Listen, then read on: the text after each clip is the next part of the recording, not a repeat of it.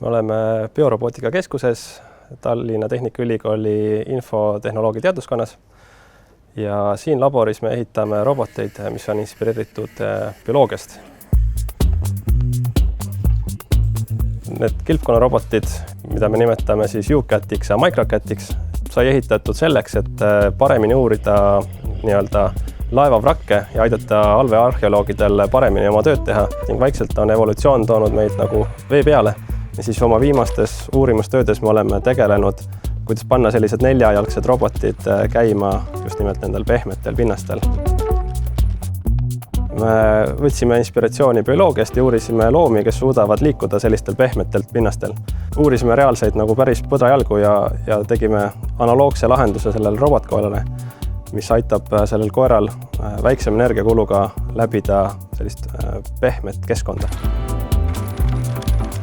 Praegu on ta nii ainulaadne, et me taotlesime antud lahendusele patendi ning ootame hetkel ära, kas me selle siis patendi saame või mitte. Robootika on väga multidistsiplinaarne valdkond, mis kätkeb ennast siis IT-d, programmeerimist, mehaanikat, mehaanilisi teadmisi, füüsikat, selleks panna robotid liikuma. Selleks, et me lõpuks saaksime need robotid siis või oma leiutised paremini turustada, on meil vaja ka majandusteadmisi. Reaalsed teadmised loovad reaalseid asju.